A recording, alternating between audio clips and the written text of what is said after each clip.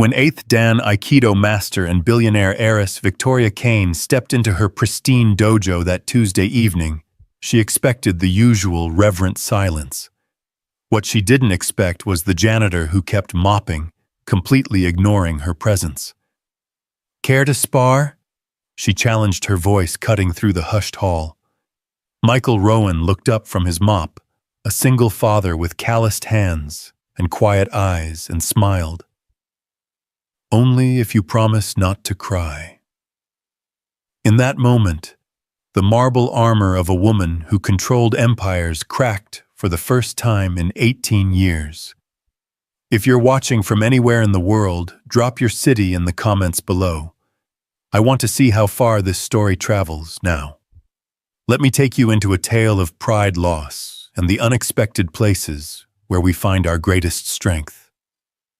The Kane Metropolitan Dojo stood like a monument to perfection in downtown Seattle, its polished marble floors reflecting the soft glow of traditional paper lanterns. Every surface gleamed, every mat lay precisely aligned, every piece of equipment maintained to museum quality.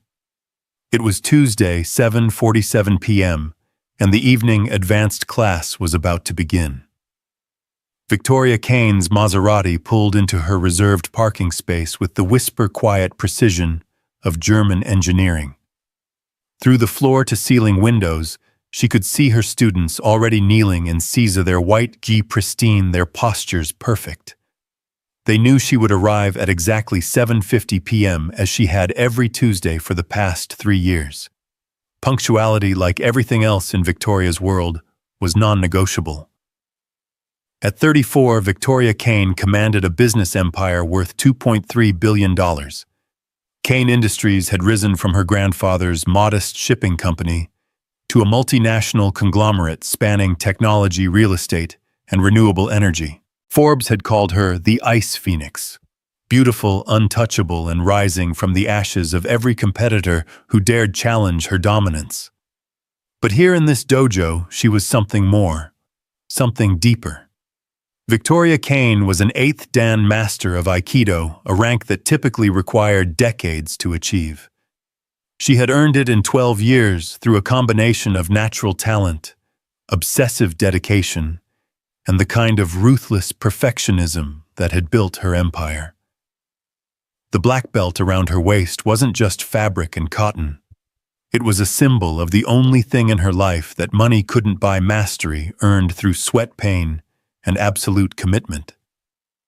She stepped out of her car, her designer athletic wear perfectly tailored, her long auburn hair pulled back in a severe bun that accentuated the sharp angles of her face. Even in workout clothes, Victoria Kane looked like she belonged on the cover of a business magazine. Power radiated from her like heat from a forge. The dojo's entrance doors were crafted from imported Japanese cedar, each plank hand-selected and fitted by master carpenters. They opened silently at her approach, responding to motion sensors that cost more than most people's cars. The familiar scent of tatami mats and incense enveloped her as she stepped inside. "Sensei Kane," her students murmured in unison, their heads bowing in perfect synchronization. 23 advanced practitioners, each one a black belt in their own right, each one treating her arrival like the entrance of royalty.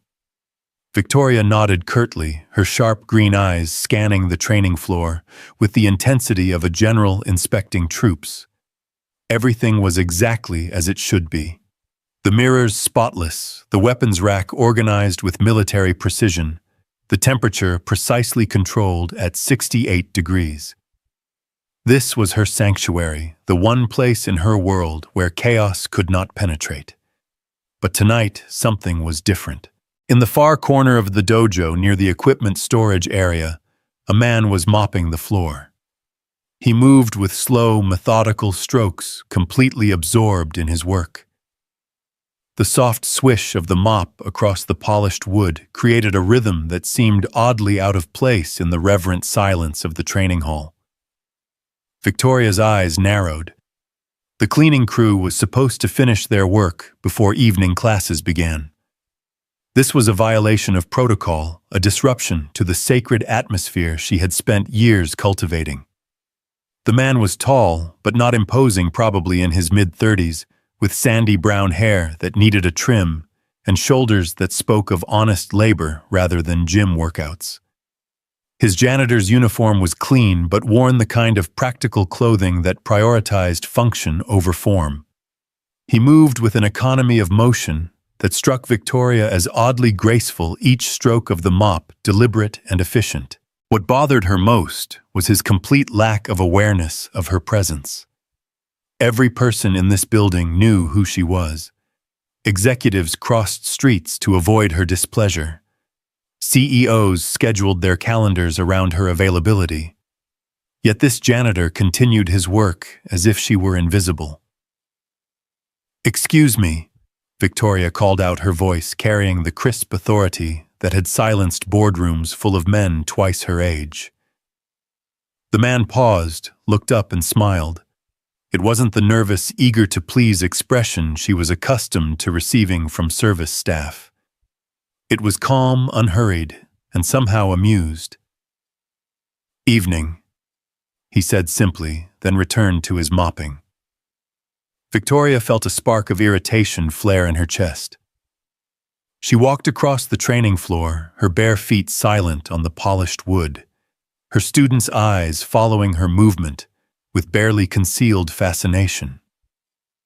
Confrontations were rare in the dojo, and when they occurred, they were usually brief and decisive. "I'm Victoria Kane," she said, stopping just outside the wet area he had been cleaning. "This is my dojo." The man straightened up, leaning on his mop handle. Up close, she could see that his eyes were a warm brown like coffee with cream, and they held a depth that seemed inconsistent with his humble occupation. There were lines around those eyes, the kind that came from smiling often, but also from squinting into harsh light and difficult truths. "Michael Rowan," he replied, extending a hand that was clean despite his work. "Nice to meet you, Ms. Kane." His handshake was firm without being aggressive, calloused without being rough. Victoria found herself momentarily off balance. Most people who worked in her building treated her like a force of nature to be navigated carefully. This Michael Rowan seemed to regard her as simply another person. "Classes begin at 8 o'clock sharp," she said, her voice taking on the edge that made junior executives break into cold sweats. "The cleaning schedule should accommodate that." "Should be done in about 10 minutes, Michael replied, completely unruffled by her tone. "Sorry for the inconvenience." He started to turn back to his work, and Victoria felt something she hadn't experienced in years. Someone was dismissing her. Not through fear or incompetence, but simply because he had a job to finish, and she wasn't going to stop him from finishing it. "Actually," she heard herself saying the words, coming from some impulse she didn't recognize. "Since you're here, would you like to spar?" The silence that fell over the dojo was absolute. 23 black belts held their breath in collective shock. Victoria Kane never invited casual participants to train. The advanced class was reserved for practitioners with years of experience and proven dedication.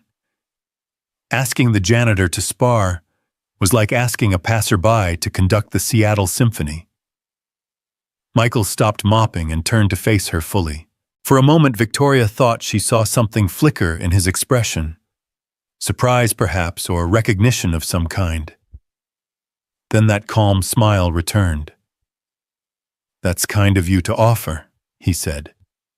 "But I'm not really dressed for it." "I could lend you a jo," Victoria replied, not entirely sure why she was pursuing this. "Unless you're concerned about embarrassing yourself in front of the class." It was a calculated provocation, the kind of challenge she used in business negotiations to force opponents into hasty decisions. Most people would either back down or accept out of wounded pride. Michael Rowan did neither. He studied her face for a long moment, those coffee-colored eyes seeming to see something that made him almost chuckle. You sure about that, Ms. Kane? I'm sure about most things, Victoria replied. Are you afraid? Not of sparring, Michael said. But I have to ask, are you certain you want to do this? There was something in his tone that made Victoria's competitive instincts flare. It wasn't arrogance or bravado. It was the quiet confidence of someone who knew exactly what they were capable of and who wasn't impressed by titles or reputations. I'm an 8th Dan Master, she said, her voice carrying just enough edge to remind him exactly who he was talking to. I think I can handle whatever you might bring to the mat. Michael nodded slowly, as if she had just confirmed something he had suspected. He propped his mop against the wall and walked over to where she stood. The wet floor gleamed behind him like a mirror. All right then, he said, his smile widening just slightly. But only if you promise not to cry. The words hit the dojo like a physical force. Victoria felt her face flush, her hands clench involuntarily at her sides. In 34 years of life, no one had ever spoken to her with such casual disrespect. CEOs of Fortune 500 companies addressed her with more deference. Government officials requested meetings with more humility. But there was something about the way he said it that stopped her from unleashing the verbal barrage that was building in her throat. It wasn't malicious or mocking. It was almost playful, as if he were sharing a private joke that she hadn't quite gotten yet. I beg your pardon, she managed to say, her voice carefully controlled. I said only if you promise not to cry, Michael repeated, completely unperturbed by the murderous look she was giving him. It's just that you seem like someone who takes losing pretty hard, and I'd hate to ruin your evening.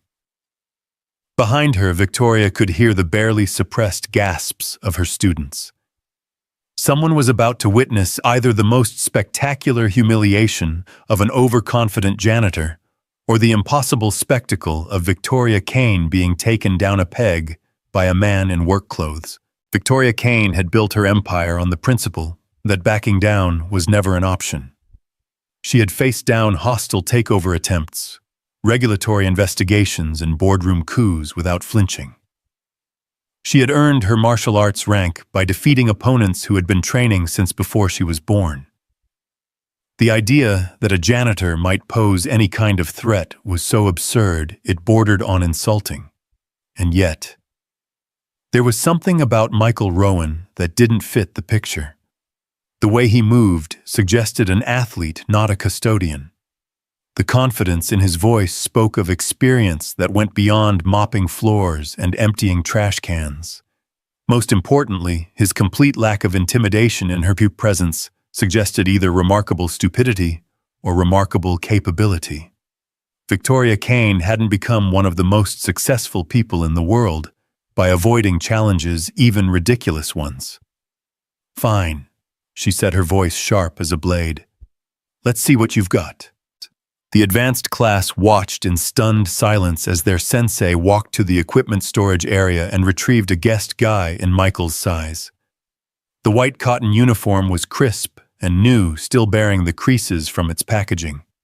Michael accepted it with a nod of thanks and headed toward the changing area. This is insane, whispered Jenny Martinez, a 3rd Dan black belt, who had been training with Victoria for 2 years. She's going to destroy him. She should, agreed David Kim, a former Marine whose military precision had earned him rapid advancement in the ranks. But did you see how he moved? Something's off about this guy. What do you mean off? Asked Sarah Chen, the dojo's most technical fighter. I mean, he moves like he knows how to fight, David replied quietly. Real fighting, not just martial arts.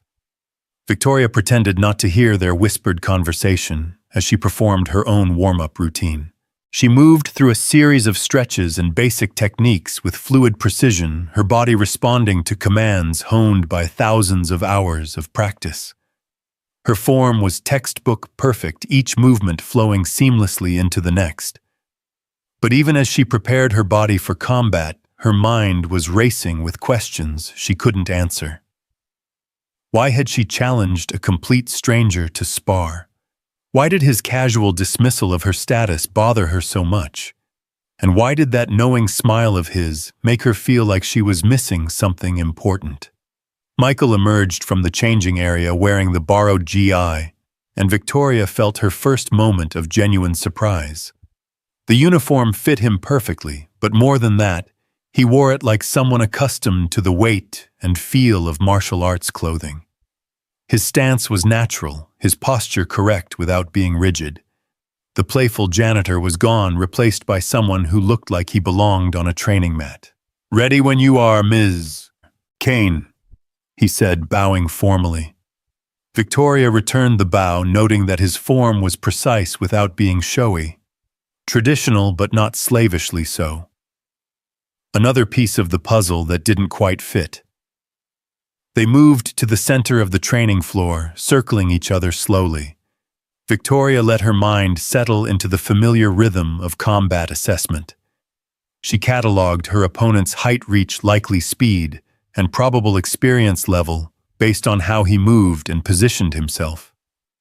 Michael Rowan was about 6 feet tall, giving him a slight height advantage. His reach would be longer than hers, but Victoria had fought taller opponents before. His stance suggested some formal training, but it was difficult to determine which discipline or how advanced. He moved with the relaxed alertness of someone comfortable with physical confrontation, but that could mean anything from a few years of weekend classes to decades of serious study. What struck her most was his composure. He wasn't trying to intimidate her with aggressive posturing, nor was he showing the nervous energy of someone out of his depth. He was simply present, waiting to see what she would do. Victoria decided to test his defenses with a basic Irimi technique, entering his space with a diagonal movement designed to disrupt his balance. It was a fundamental Aikido approach, one that would reveal how well he understood the principles of the art. She stepped forward, and to the right, her hand reaching for his wrist, in a movement so practiced it was almost unconscious. It should have been a simple matter to redirect his energy and take him to the ground. Instead, Michael's wrist simply wasn't there when her hand arrived. He had moved with her, matching her timing so precisely that her technique found only empty air. It wasn't a block or a counter. He had simply flowed around her attack like water around a stone. Victoria felt a flicker of genuine surprise. That kind of timing required years of experience and exceptional spatial awareness. She reset her position and tried again, this time with a different angle of approach. Again, Michael flowed away from her technique with minimal effort. He wasn't fighting her so much as dancing with her, matching her movements with an ease that spoke of deep understanding. "Interesting style," Victoria commented, circling to her left. "Where did you train?" "Here and there," Michael replied. His attention focused on her center of gravity. "You're very good. Technical precision is excellent." The compliment should have pleased her, but something in his tone suggested it was qualified, as if her technique was impressive but somehow incomplete. Victoria decided to increase the pressure. She launched into a series of more complex attacks, testing different angles and rhythms. Each time, Michael responded with just enough movement to avoid her techniques, never more than necessary, never wasted motion. What was becoming clear was that he wasn't trying to attack her at all. He was simply neutralizing everything she threw at him with what appeared to be minimal effort. It was like fighting smoke. No matter how precisely she struck, there was nothing solid to connect with. After 5 minutes of this, Victoria was beginning to breathe hard. Not from physical exertion, but from the mounting frustration of being completely unable to land a technique on someone who should have been overwhelmed within the first 30 seconds. "Are you planning to actually spar or just avoid me all evening?" she asked, her voice carrying more edge than she intended. Michael's smile returned, and for the first time he initiated movement. He stepped toward her with what looked like a simple grab for her wrist, one of the most basic attacks taught in introductory classes. Victoria moved to deflect the grab with a standard iriminage technique, confident that his elementary approach would finally give her the opening she needed to demonstrate the difference in their skill levels. What happened next would replay in her mind for weeks to come. Michael's initial movement was indeed a feint, but it was so perfectly timed and positioned that Victoria's response to it put her in exactly the position he wanted her. As she moved to counter his apparent attack, he simply continued his motion, blending with her defensive technique, until suddenly she was the one being redirected. She felt her balance shift, her center of gravity moving away from her base of support. Instinctively, she tried to recover, but Michael was already there, his hands providing just enough pressure to keep her momentum flowing in the direction he had chosen. Victoria Kane, 8th Dan Master of Aikido, found herself being taken to the ground by a janitor using what appeared to be her own technique against her. She hit the mat with a controlled fall, her years of training preventing any injury. But as she rolled back to her feet, she was forced to confront a reality that challenged everything she thought she knew about herself and her abilities. The silence in the dojo was absolute. 23 black belts stared in shock at their supposedly invincible sensei, who had just been outmaneuvered by a maintenance worker with apparent ease. But Victoria's attention was entirely focused on Michael, who stood relaxed and ready, that same calm smile playing at the corners of his mouth. "How?" she asked, her voice barely above a whisper. "You telegraph your intentions about half a second before you move," Michael replied matter-of-factly. "And you rely too heavily on technique instead of intuition. Very pretty form, but it's all surface level." The criticism hit Victoria like a physical blow. She had spent 12 years perfecting those techniques, earning recognition from masters across 3 continents. Her form was considered exemplary by every instructor she had ever worked with. "That's impossible," she said. "I've been training since I was 15. I've competed at international levels." "I believe it," Michael replied. "Your technical knowledge is impressive, but you fight like someone who learned from books instead of experience. I've had thousands of hours of mat time with world-class instructors." Victoria shot back, her famous temper beginning to flare. "Against other students following the same rules you follow," Michael observed. "When's the last time you sparred with someone who didn't know they were supposed to lose to you?" The question hung in the air like a challenge. Victoria wanted to dismiss it, to point out that her ranking spoke for itself, that she had earned her position through legitimate competition. But as she thought about it, she realized that Michael might have a point. In her dojo, she was the undisputed authority. Students came to learn from her, not to defeat her. In competitions, opponents knew her reputation and often defeated themselves through intimidation before the match even began. In business, her martial arts background was part of her mystique, but it was never actually tested. When was the last time she had faced someone who had no reason to defer to her authority? Someone who didn't care about her rank or her reputation or her ability to make their life difficult. "Again," she said, settling back into her fighting stance.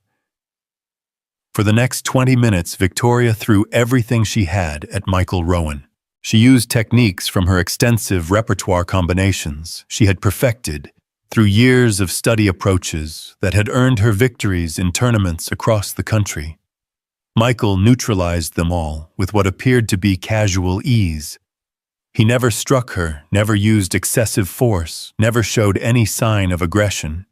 He simply moved around her attacks like water flowing around stones, occasionally redirecting her energy when she overcommitted to a technique. It was the most comprehensive and humiliating defeat of Victoria's adult life, made worse by the fact that it didn't feel like a defeat at all. Michael never tried to dominate or embarrass her. He simply demonstrated with quiet consistency that her years of training had prepared her for a kind of fighting that bore little resemblance to actual conflict.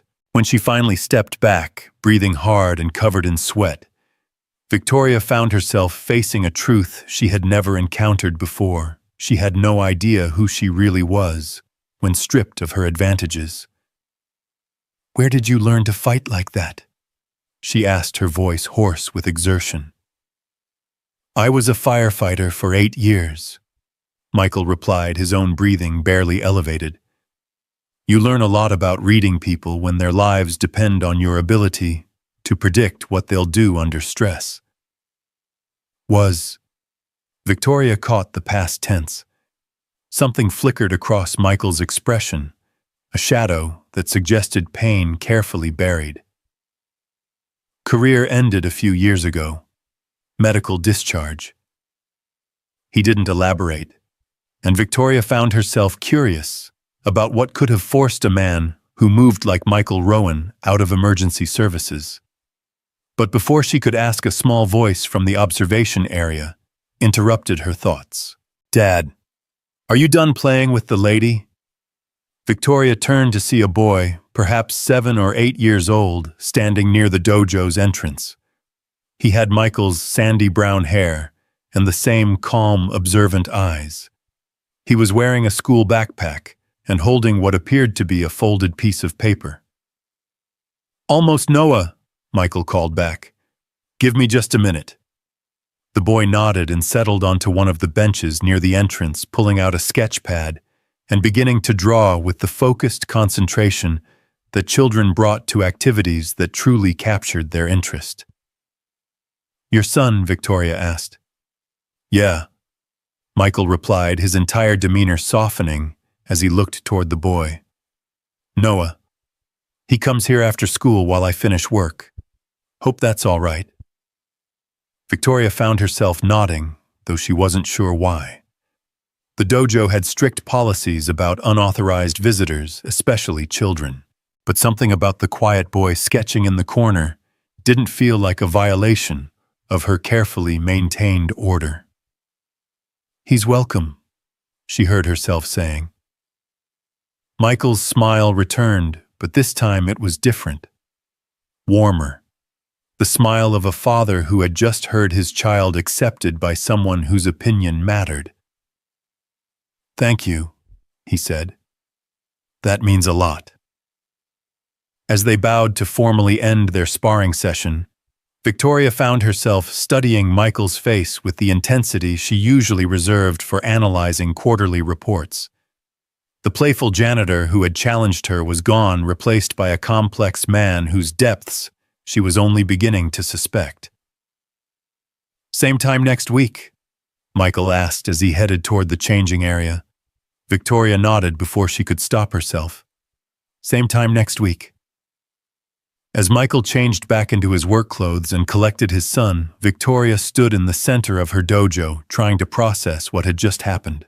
Her students had dispersed quickly after the demonstration, sensing that their sensei needed time to think. For the first time in 18 years, Victoria Kane felt truly uncertain about something fundamental to her identity. She had built her life on the premise that superior skill applied with sufficient intensity could overcome any obstacle. Her business success proved the theory. Her martial arts achievements seemed to confirm it. But Michael Rowan had just demonstrated that her understanding of her own abilities was built on assumptions that crumbled under actual testing. He had dismantled her technique with such ease that it felt less like defeat and more like education. As father and son prepared to leave, Noah approached her with the shy boldness that children sometimes displayed around adults they found interesting. "I drew this for you," he said, holding out the paper he had been working on. Victoria accepted the drawing and felt her breath catch. It was a sketch of 2 figures sparring, rendered with the kind of detail that suggested genuine artistic talent. But what struck her wasn't the technical skill. It was the way the boy had captured something in the two fighters that she hadn't even realized was there. In Noah's drawing, the two sparring partners weren't opponents. They were dancers, their movements complementing each other, their energy flowing in harmony rather than conflict. It was a child's interpretation of what he had witnessed, but it revealed something that Victoria's competitive mindset had missed entirely. "This is beautiful," she said, meaning it completely. "Thank you." Noah beamed and ran back to his father, who was waiting by the door. As they left, Victoria heard the boy ask, "Dad, why was the lady crying during the sparring?" "She wasn't crying, Noah," Michael replied gently. "Sometimes when people discover something new about themselves, their eyes water a little, like when you taste something really spicy, but it's actually delicious." The door closed behind them, leaving Victoria alone in her perfect dojo, with Noah's drawing in her hands, and tears she hadn't realized were falling, drying on her cheeks. For the first time in 18 years, Victoria Kane had encountered something that money couldn't buy, reputation couldn't intimidate, and technique couldn't overcome. She had met someone who saw past her carefully constructed facade to something raw and unfinished beneath. As she locked up the dojo that night, Victoria found herself thinking not about quarterly projections or strategic initiatives, but about the quiet confidence in Michael Rowan's eyes and the way his son had captured something true in a simple pencil sketch. She had built an empire by always knowing exactly what she wanted and how to get it. But as she drove home through the Seattle streets, Victoria Kane found herself wanting something she couldn't name from a man who had just proven that everything she thought she knew about herself might be wrong. The marble armor she had worn for so long felt heavier than usual as she walked into her penthouse apartment. And for the first time in years, Victoria wondered if protection and strength were the same thing after all. The following Tuesday arrived with the weight of unfinished business. Victoria found herself checking the clock in her corner office more frequently than usual, watching the hands crawl toward evening. She had spent the week replaying every moment of her encounter with Michael Rowan, analyzing it like a failed merger or a lost contract. But unlike business problems, this one resisted her usual methods of solution. She had tried researching him through her usual channels. A few discreet inquiries had yielded basic information. Michael Rowan, 36 years old, former Seattle Fire Department medical discharge 3 years prior, current employment, with citywide cleaning services. Single father, no criminal record, unremarkable credit history. The kind of background that revealed nothing and everything at once. What the reports couldn't capture was the way he had moved on that mat, or the quiet confidence that had made her feel like a student rather than a master. They certainly couldn't explain why she had spent the better part of a week thinking about a man who mopped floors for a living. Victoria Kane didn't dwell on people. She identified what she needed from them, obtained it efficiently, and moved on to the next objective. Personal relationships were strategic alliances carefully managed and clearly defined. The idea that a 30-minute sparring session with a janitor could occupy so much of her mental energy was both unprecedented and deeply unsettling. At 6:30 p.m., she closed her laptop and gathered her workout gear. Her assistant, Margaret, looked up in surprise as Victoria headed for the elevator. "Your dinner with the Chen Industries representatives isn't until 9, Margaret reminded her. "And you have 3 calls to return before then." "Reschedule the dinner," Victoria said without slowing down. "Take messages on the calls." "But Ms. Kane, the Chen deal will survive one evening without my attention." Victoria finished stepping into the elevator. "Handle it, Margaret. That's what I pay you for." The elevator doors closed on Margaret's shocked expression. In 5 years of working for Victoria, The assistant had never known her to cancel a business dinner for anything less than a board-level crisis. The fact that she was doing it to return to a martial arts class she could attend any evening of the week was completely out of character. But Victoria found herself driving toward the dojo with something that felt dangerously close to anticipation. She arrived earlier than usual, hoping to observe Michael and his son before the formal class began. The parking lot held only a few cars, and through the windows she could see the boy, Noah, sitting in his usual spot on the observation bench. He was sketching again, his small face serious with concentration. Victoria entered quietly, noting that Michael was finishing his cleaning routine in a different section of the building. The main training floor was pristine, ready for the evening session. Without quite planning it, she found herself walking over to where Noah sat. "What are you drawing tonight?" she asked, keeping her voice gentle. Noah looked up with those thoughtful brown eyes so much like his father's. For a moment, he seemed to be deciding whether she was someone worth talking to. Then he held up his sketch pad. "Cranes," he said simply. "Paper cranes, but I'm trying to figure out how they'd look if they were real." The drawing was remarkably sophisticated for a child his age. He had captured the essence of origami birds in flight, but given them feathers and muscle and the fluid grace of living creatures. It was beautiful and somehow melancholic at the same time. "They're lovely," Victoria said, meaning it.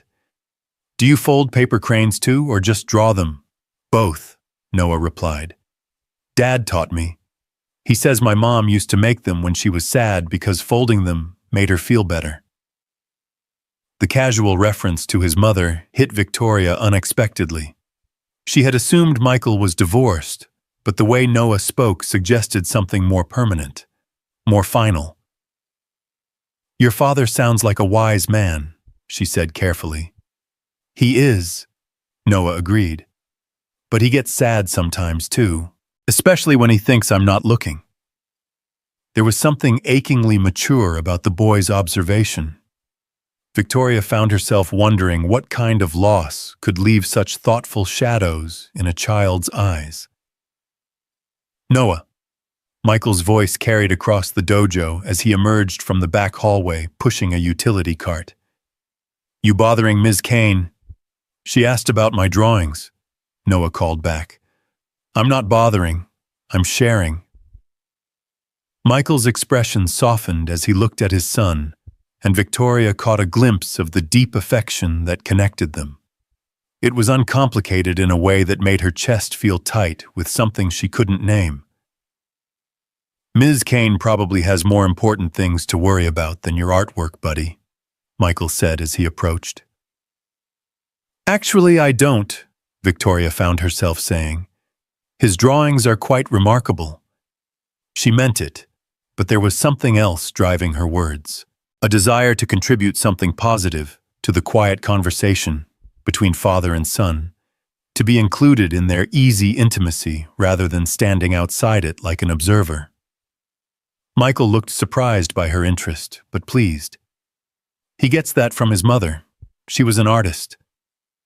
The past tense confirmed Victoria's suspicion, and she felt a flicker of unexpected sympathy. Was she a professional artist? "Graphic designer," Michael replied. "Freelance work mostly, but she was brilliant at it. Could make anything look beautiful, even boring corporate logos." His smile was warm but edged with old pain. She always said that everything deserved to be seen clearly, even the ugly stuff. Noah had returned to his sketching, but Victoria could tell he was listening to every word. There was a practiced quality to his concentration, as if he had learned to disappear into his art, while the adults talked about things that might be too heavy for direct discussion. "She sounds like someone I would have liked to meet," Victoria said. "Yeah," Michael replied quietly. "She would have liked you too. Sarah always respected people who knew their own minds." The compliment caught Victoria off guard, partly because it felt genuine, and partly because it suggested Michael had been thinking about her character beyond their sparring session. She found herself curious about what conclusions he had drawn. "Speaking of which," Michael continued, "I wasn't sure you'd be back. Last week seemed pretty intense." Victoria felt heat rise in her cheeks. "I don't usually struggle like that. In sparring, I mean." "Didn't look like struggling to me," Michael said. "Looked like learning. There's a difference." His tone was matter-of-fact without condescension or false encouragement. Victoria realized that he was treating her failure not as something embarrassing that needed to be minimized, but as a natural part of growth. It was a perspective she had never encountered in her professional life, where weakness was exploited, and learning moments were seen as vulnerabilities to be hidden. "I've been thinking about what you said," she admitted, "about fighting like someone who learned from books.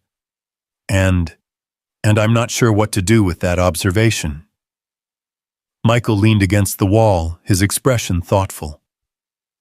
"Can I ask you something? When did you start training?" "I was 15. My father thought martial arts would give me discipline and focus for business." "Did you enjoy it?" Victoria paused, surprised by the question. "I was good at it. I advanced quickly." "That's not what I asked." The distinction forced Victoria to examine memories she hadn't revisited in years. Her early training had been driven by her father's expectations and her own competitive nature. Success had felt good, but enjoyment. That was a more complicated question. "I enjoyed winning," she said finally. "Most people do," Michael replied. "But what about the training itself? The process of learning?" Victoria found herself thinking about those early years trying to separate achievement from experience. "I remember being frustrated a lot, wanting to advance faster than the system allowed, feeling like the other students were holding me back." "You were training to get somewhere instead of training to be present," Michael observed.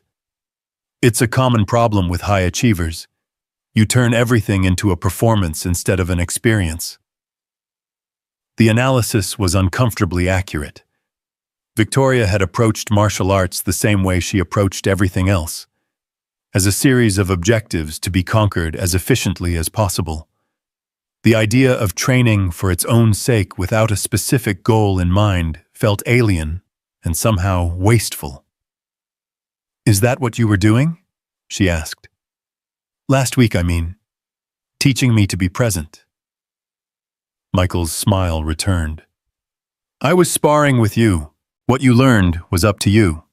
Other students began arriving for the evening class, and Victoria found herself reluctant to end the conversation. There was something about Michael's perspective that challenged assumptions she hadn't even realized she was making.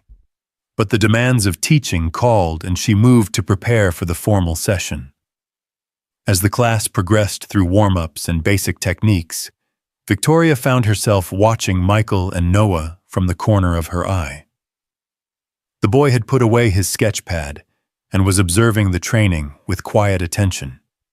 Occasionally, he would shift position to get a better view of a particular technique, his movements unconsciously mirroring some of what he saw. "He's interested," Victoria commented to Michael during a brief break between exercises. "Very," Michael agreed. "But I'm not sure this is the right environment for him." Victoria looked around the dojo, trying to see it through a child's eyes. Her adult students were serious and focused, treating their training with the reverence of a religious practice. It was an atmosphere that demanded maturity and self-discipline. "There are children's programs," she offered. "I don't teach them personally, but we have qualified instructors." "It's not about qualification," Michael said carefully. "It's about fit. Noah's been through a lot. He needs something gentler than most martial arts programs offer." Victoria found herself thinking about the boy's drawings, the way he captured emotional nuance in simple pencil strokes. There was a sensitivity there that might not thrive in a typical children's class, with its emphasis on discipline and achievement. What if he just observed for a while, she suggested. No pressure to participate, just exposure to the environment. Michael looked surprised by the offer. You'd be okay with that? I think your son sees things most people miss, Victoria replied. That kind of perspective might be valuable to have around. It was an unusual arrangement completely outside her normal protocols. But something about Noah's quiet presence felt like it belonged in the dojo, even if she couldn't articulate why. After class, as students filtered out, and Michael returned to his cleaning duties, Victoria found herself lingering. She went through her own training routine, practicing kata with the precision that had earned her recognition across 3 continents. But tonight, Michael's words echoed in her mind. You fight like someone who learned from books instead of experience. She tried to feel the movements rather than simply execute them, to be present in her body, instead of focused on perfect form. It was surprisingly difficult. Her mind kept wanting to analyze and critique, to measure her performance against established standards. You're thinking too hard, Michael observed from across the room. Victoria paused mid-technique. Excuse me, that kata. You're performing it instead of experiencing it, like you're afraid someone's going to grade you. The observation stung because it was accurate. Even alone in her own dojo, Victoria found herself training as if she were being evaluated. It was a mindset so ingrained, she hadn't even realized it was there. How do you experience a kata instead of performing it? She asked. Michael set down his cleaning supplies and walked onto the training floor. Mind if I show you something? Victoria nodded, curious despite herself. Pick a kata you know well, Michael said. Something you could do in your sleep. Victoria chose a basic form, one she had learned in her first year of training. Her muscle memory could execute it flawlessly, without conscious thought. Now close your eyes and do it again, Michael instructed. But this time, don't think about the movements. Think about why they exist, what they're defending against what they're trying to accomplish. Victoria closed her eyes and began the kata again. Without the ability to check her form in the mirrors, she had to rely on internal awareness. She tried to imagine the attacks her movements were designed to counter the spaces she was trying to control. Feel the application. Michael's voice guided her. Each movement has a purpose beyond looking correct. Find that purpose. As Victoria progressed through the form, something shifted in her awareness. The movements began to feel less like choreography and more like conversation. Responses to threats she could almost sense in the darkness behind her closed lids. Her technique remained precise, but it gained a fluidity that felt more organic, more alive. When she finished and opened her eyes, Michael was nodding approvingly. Better. You were actually fighting instead of dancing. Victoria felt oddly breathless, as if the kata had required more energy when performed with intention than when executed purely for form. That felt different. Most people learn martial arts backwards, Michael explained. They start with the movements and hope to understand the applications later.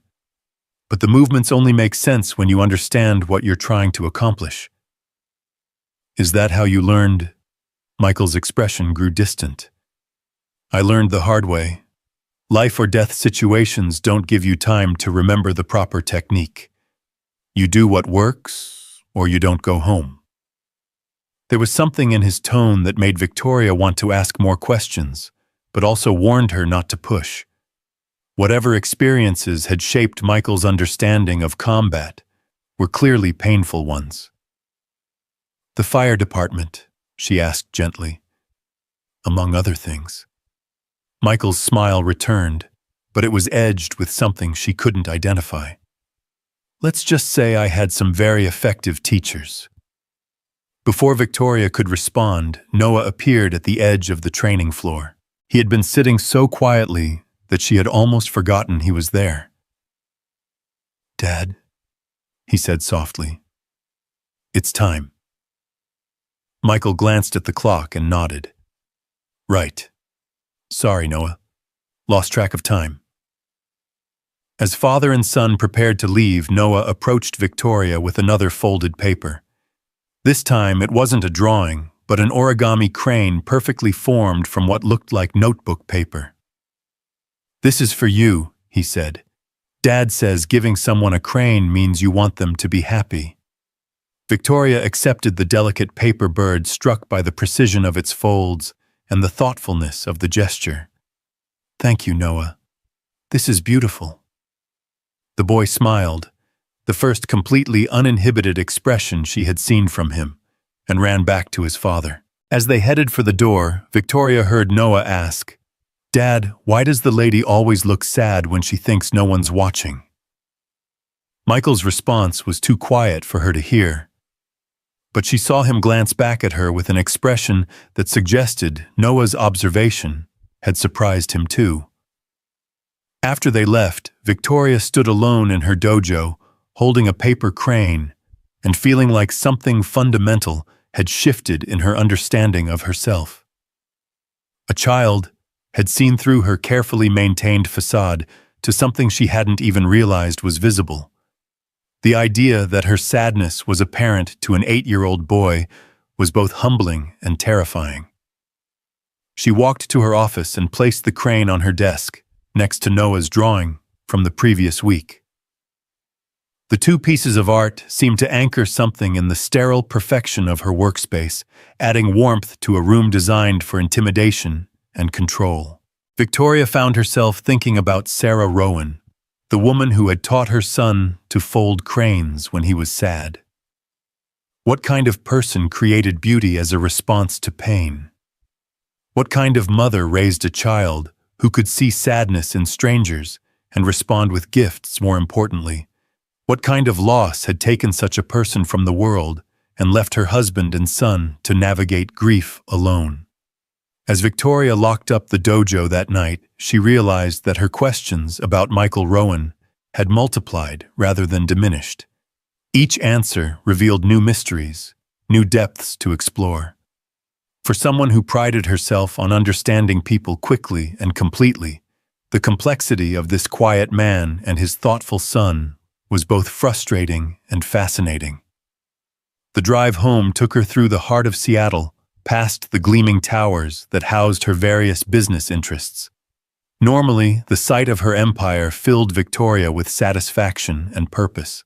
Tonight, the buildings seemed like monuments to something she was beginning to question. She had built her life on the premise that strength meant control, that success meant domination, that vulnerability was weakness to be hidden or eliminated.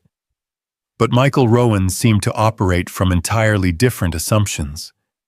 His strength was quiet rather than forceful, his success measured in his son's well-being rather than external achievements.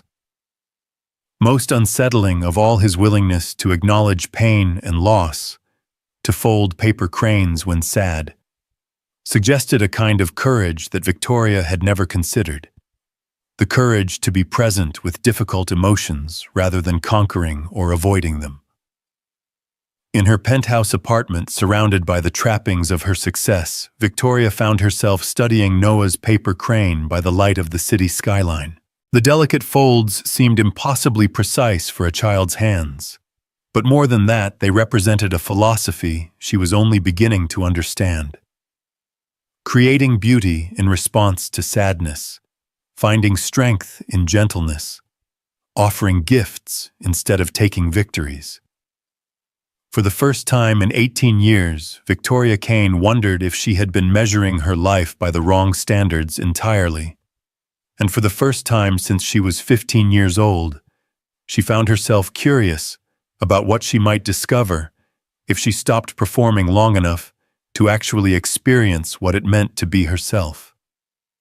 The paper crane sat on her nightstand. As she fell asleep, a small reminder that some kinds of strength required no armor at all. The paper crane had become a talisman of sorts, sitting on Victoria's desk, where she could see it during board meetings and conference calls. 3 weeks had passed since Noah had given it to her, 3 weeks of Tuesday evenings that had begun to reshape her understanding of strength and vulnerability. She found herself looking forward to those sessions with an anticipation that felt foreign and somehow dangerous. On this particular Tuesday, Victoria arrived at the dojo to find an unexpected crowd. Word had spread through Seattle's martial arts community about the Kane Dojo's advanced program, and tonight brought visitors from 3 other schools. Among them was Sensei Hiroshi Tanaka, a 7th Dan master whose reputation for technical perfection was matched only by his reputation for crushing egos. Victoria felt the familiar tightness in her chest that came with being evaluated by peers.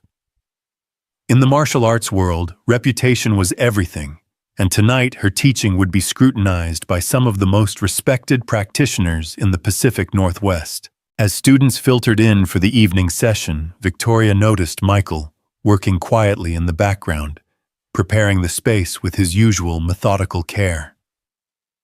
Noah sat in his customary spot, but tonight he seemed more withdrawn, his sketch pad held close to his chest, as if protecting himself from the increased scrutiny of strangers. "Ms. Kane," Sensei Tanaka approached with the formal bearing that marked old-school traditionalists. "Thank you for allowing us to observe your program. Your reputation precedes you." "The honor is mine, Sensei," Victoria replied, bowing appropriately. "I hope our training proves worthy of your time." But even as she spoke the polite words, Victoria felt the weight of expectation settling on her shoulders like a familiar burden. These visitors had come to see the legendary Victoria Kane in action, to witness the technical mastery that had earned her recognition across 3 continents. They expected perfection, precision, and the kind of dominating presence that had built her reputation. The formal class began with traditional warm-ups and basic techniques. Victoria moved through the instruction with her usual crisp authority, demonstrating applications with the textbook precision that had always been her trademark. Her students responded with the disciplined focus they had learned over months and years of training under her demanding standards. "Excellent form," murmured one of the visiting instructors. "Very classical approach." Victoria should have felt pleased by the approval, but instead she found herself thinking about Michael's words from the previous week. "You're performing it instead of experiencing it." Even as she executed perfect techniques, she felt disconnected from the movements, going through motions that felt increasingly hollow. As the class progressed to more advanced applications, Sensei Tanaka requested permission to participate directly. "If I may, Ms. Kane, I would like to feel your technique personally. Observation has its limitations." Victoria nodded, recognizing the request for what it was, a test disguised as curiosity. Tanaka was known for his ability to expose weaknesses in other instructors' technique, often leaving visiting senseis humiliated in front of their own students. They moved to the center of the training floor, bowing formally, before beginning their demonstration. Tanaka attacked with the kind of precise, aggressive technique that marked a true master. Fast enough to be dangerous, controlled enough to be safe, skilled enough to reveal any flaws in Victoria's response. Victoria moved through her defensive sequences with mechanical precision, redirecting his attacks with the textbook applications she had perfected over 12 years of study. Each technique was correctly executed, properly, timed, appropriately powered. To the observing students, it looked like a masterful display of classical Aikido. But Victoria could feel the difference between this and her sparring sessions with Michael.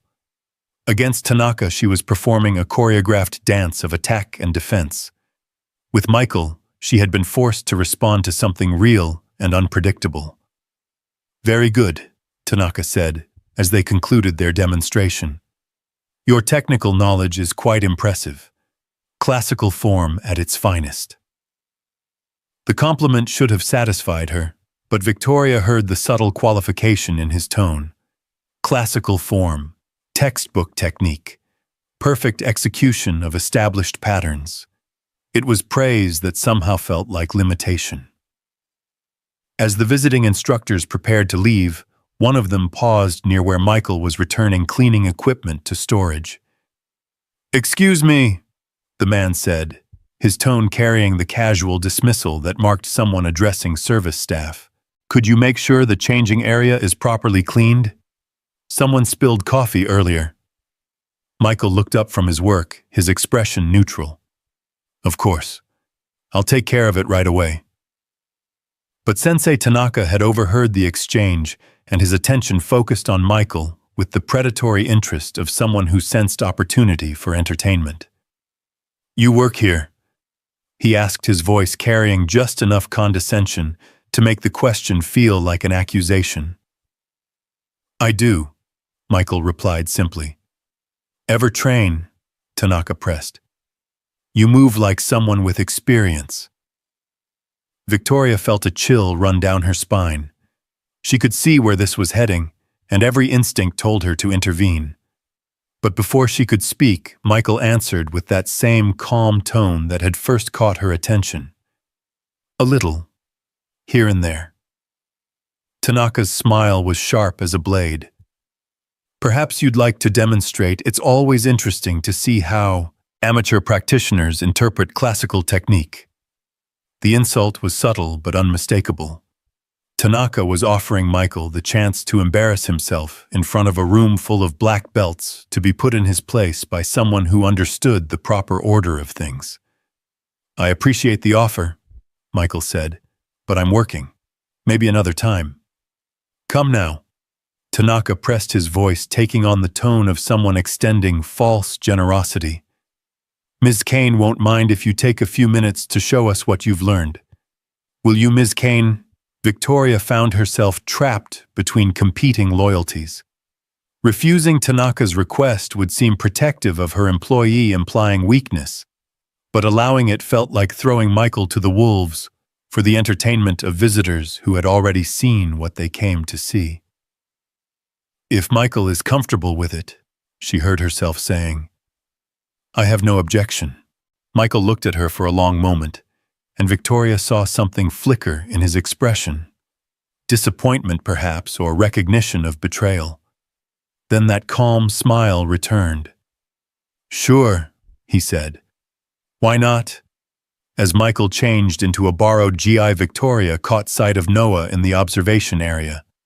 The boy was watching the proceedings with the kind of intense attention that suggested he understood more about the social dynamics at play than his age should have allowed.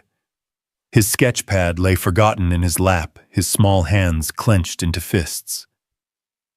"This should be educational," Tanaka murmured to his colleagues. "I always enjoy reminding people of their proper place." Victoria felt sick.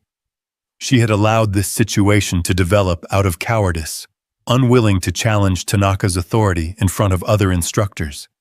Now Michael was about to be humiliated as a form of casual entertainment, and she was complicit in it. When Michael returned to the training floor, Tanaka was already warming up with the kind of elaborate stretching routine designed to intimidate opponents.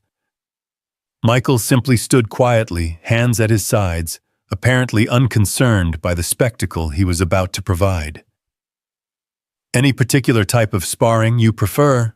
Tanaka asked with false courtesy. "I'm happy to accommodate your experience level." "Whatever works for you," Michael replied. "I mop floors, not egos." The comment was delivered so casually that it took a moment for its meaning to register. When it did, Tanaka's expression darkened. He had expected nervous deference from the janitor, not quiet confidence that bordered on dismissal. "Very well," Tanaka said, his voice tight with controlled anger. "Let's see what you can do." They bowed and began to circle each other. Victoria found herself holding her breath, torn between hoping Michael would acquit himself well and fearing what Tanaka might do to someone who had just insulted his ego. Tanaka opened with a testing probe, a quick grab that was designed to gauge his opponent's speed and reaction time. It should have been easily handled by anyone with legitimate training and easily overwhelming for someone out of their depth. Michael wasn't there when the grab arrived. He had moved with the same fluid timing that Victoria remembered from their first encounter, slipping around Tanaka's attack with minimal effort. The technique missed completely, leaving Tanaka slightly off balance and visibly confused. Tanaka reset and tried again, this time with more commitment. He launched a series of attacks designed to overwhelm an inexperienced opponent, forcing them into defensive reactions that would reveal their limitations. Each attack found only empty space. Michael flowed around Tanaka's techniques like water around stones, never blocking, never countering, simply ensuring that he wasn't where the attacks were aimed. His movement was economical and efficient, wasting no energy on unnecessary motion. Victoria could see the frustration building in Tanaka's face. This wasn't how the demonstration was supposed to go.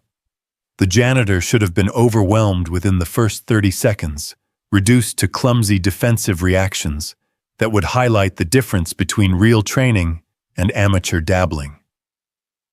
Instead, Tanaka found himself pursuing an opponent who seemed to anticipate his every move. It was like fighting smoke. No matter how precisely he attacked, there was nothing solid to connect with. "Stand still and fight." Tanaka snapped, his carefully maintained composure beginning to crack. "I am fighting," Michael replied, his breathing still calm and controlled. "You're just attacking where I was, not where I am."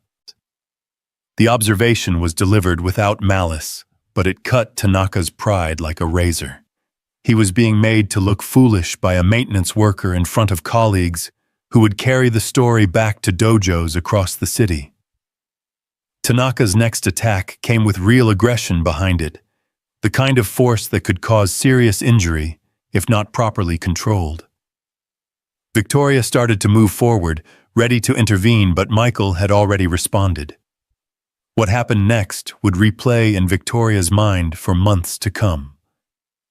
Michael didn't avoid this attack.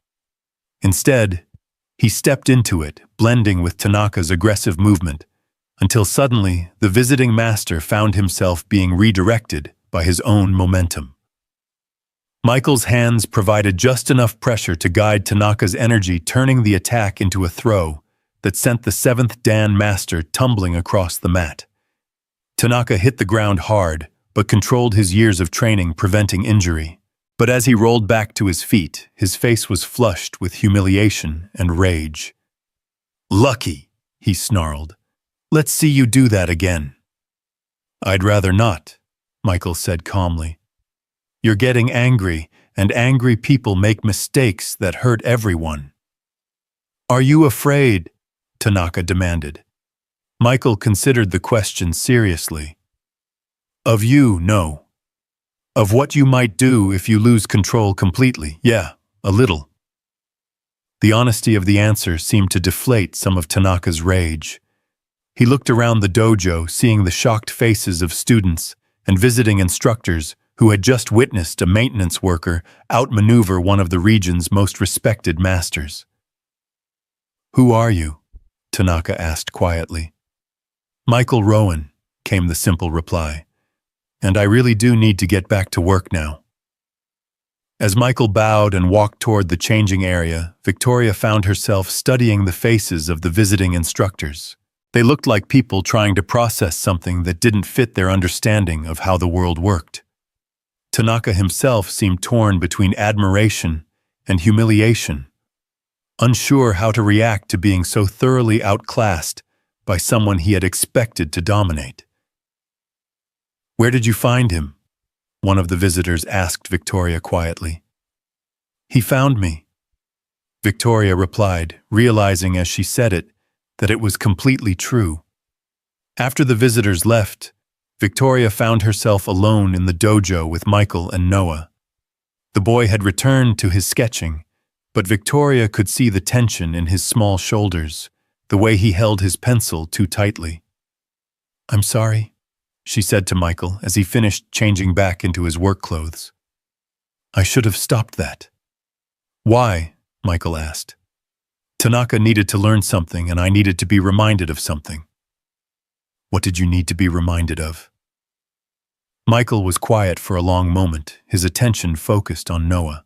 That protecting what matters sometimes means accepting consequences you'd rather avoid.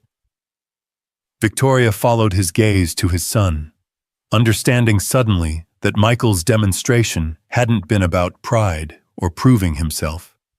It had been about showing Noah that strength could be quiet, that dignity didn't require aggression, that sometimes the best way to deal with bullies was to let them defeat themselves.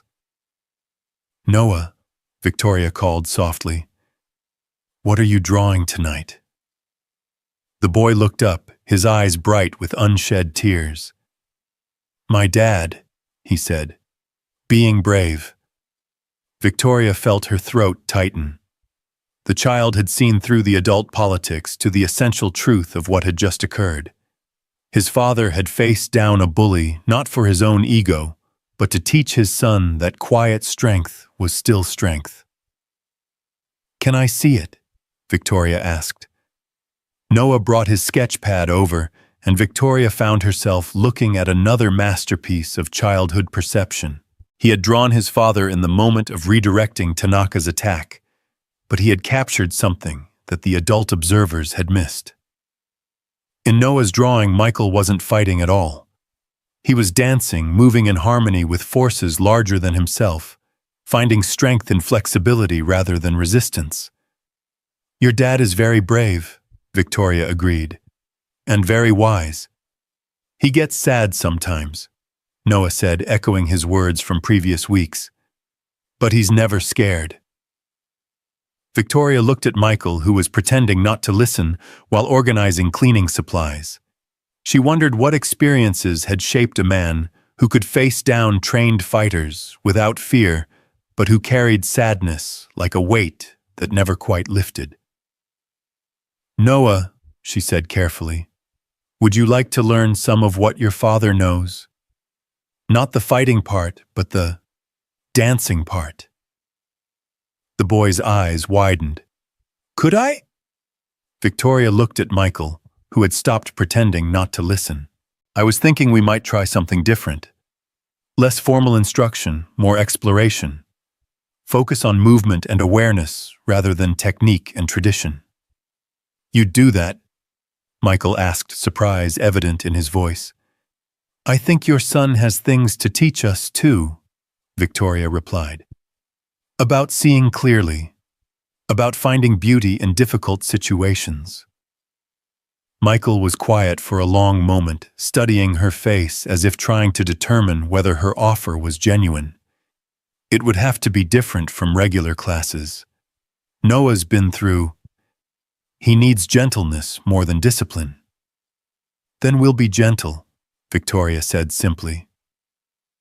As they prepared to leave that night, Noah approached Victoria with another origami crane. This one was folded from colored paper, bright yellow, like sunshine. "This one's for being kind to my dad," he said. "The yellow means happiness." Victoria accepted the crane, adding it to the small collection that was growing on her desk. "Thank you, Noah. You know, I think I'd like to learn how to fold these myself." "It's easy," Noah said. "You just have to remember that every fold matters, even the small ones." After they left, Victoria stood alone in her dojo thinking about folds that mattered and strength that didn't require armor.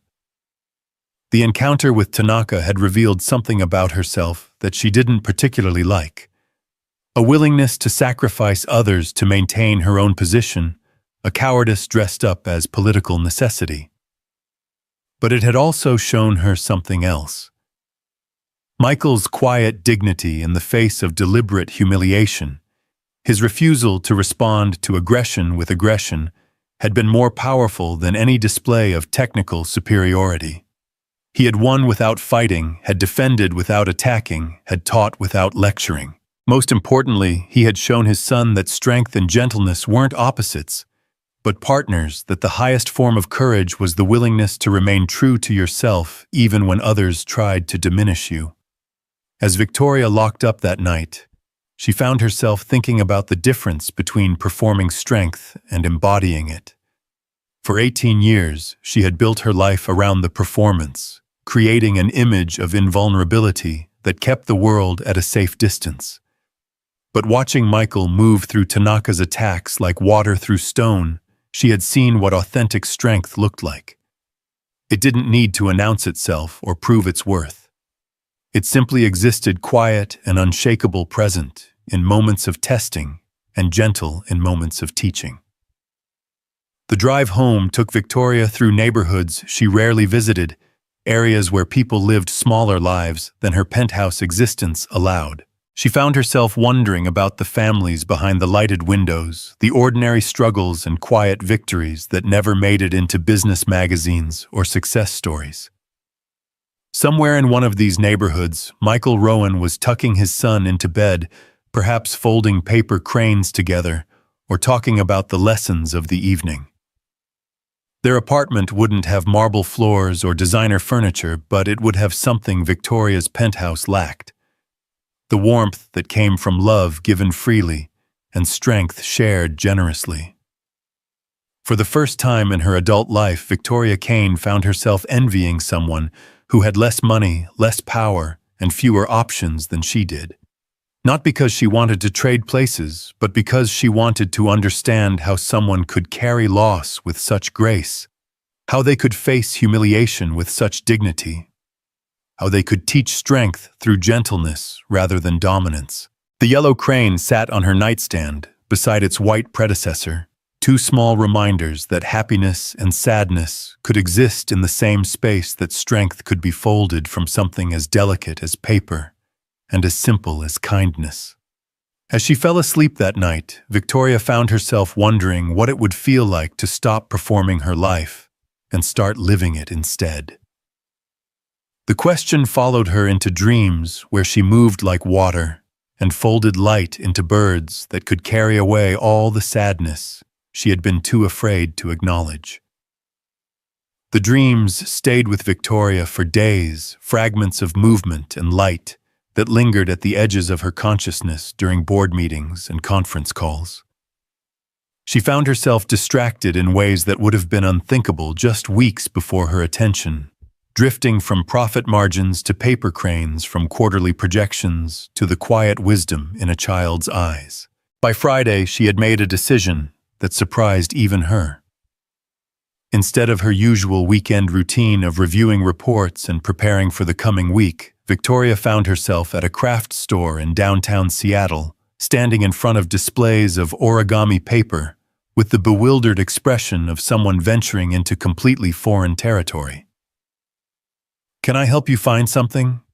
asked a young clerk with purple hair and paint-stained fingers. "I want to learn to fold paper cranes." Victoria said the words, feeling strange in her mouth. "I have no idea where to start." The clerk's face lit up with genuine enthusiasm. "Oh, that's wonderful. Cranes are challenging but so rewarding.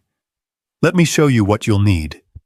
20 minutes later, Victoria left the store with packages of origami paper in various colors, an instruction book, and a sense of embarking on something that felt both trivial and monumentally important.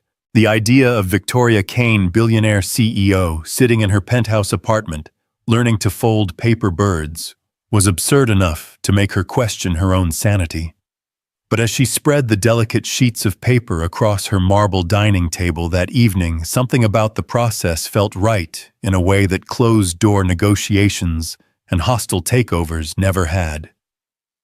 The instructions were precise but forgiving, requiring patience rather than aggression, technique rather than dominance. Her first attempts were disasters. The paper tore under her impatient fingers, the folds refused to align properly, and what should have been elegant cranes looked more like abstract sculptures of frustration. Victoria Kane, who had mastered complex martial arts forms and intricate business strategies, found herself defeated by colored paper and geometric precision. She was about to abandon the effort when she remembered Noah's words. You just have to remember that every fold matters, even the small ones. Victoria started over this time, slowing down, paying attention to each crease and corner. She thought about Michael's movement during their sparring sessions, the way he seemed to work with forces rather than against them. She tried to apply that same principle to the paper guiding, rather than forcing, suggesting, rather than demanding. Her fourth attempt produced something that actually resembled a crane, albeit a lopsided one with uneven wings. Victoria found herself staring at the imperfect creation with a sense of accomplishment that felt completely disproportionate to the achievement. It was just folded paper after all. But it was also something she had made with her own hands, something that existed because she had been patient enough to let it emerge. The weekend passed in a haze of paper and concentration. Victoria folded crane after crane, each one slightly better than the last, each one teaching her something about the relationship between intention and result. She discovered that rushing led to tears, that forcing led to asymmetry, that the most beautiful birds emerged when she trusted the process, rather than trying to control every aspect of the outcome. By Sunday evening, her dining table was covered with a flock of paper cranes in every color imaginable. Some were perfect, some were charmingly imperfect. All were evidence of hours spent in a state of mind that Victoria had never experienced before. Complete absorption in an activity that served no strategic purpose and generated no measurable profit. Monday morning brought the return of her usual schedule, but Victoria found herself carrying one of the cranes in her briefcase, a small reminder of the peace she had discovered in patient creation. During a particularly contentious budget meeting, she found her fingers tracing the bird's folded wings beneath the conference table, using its presence to center herself in ways that years of meditation apps had never achieved. Tuesday evening arrived with the weight of anticipation that had become familiar over the past month. But tonight felt different, charged with possibility, in ways that Victoria couldn't quite articulate. She arrived at the dojo early, her gym bag containing not just workout clothes, but a small package of origami paper and 3 of her weekend's creations. Noah was already in his usual spot, but tonight he wasn't alone. A girl about his age sat beside him, their heads bent together over his sketch pad, in the kind of intense collaboration that marked true friendship. The girl had long black hair and wore glasses that seemed too large for her delicate face. "That's Emma," Michael explained as he approached Victoria. "Noah's friend from school. Her mom's working late tonight, so I told her she could hang out here until pickup time. Hope that's okay." Victoria found herself nodding, though the sight of 2 children in her pristine dojo should have triggered her usual concerns about liability and protocol. Instead, she felt curious about what Noah might have told his friend about their Tuesday evening routine. "What are they working on?" she asked. "Emma's teaching Noah some advanced origami techniques," Michael replied with a smile. "Apparently, she's something of a prodigy. Been folding since she was 4.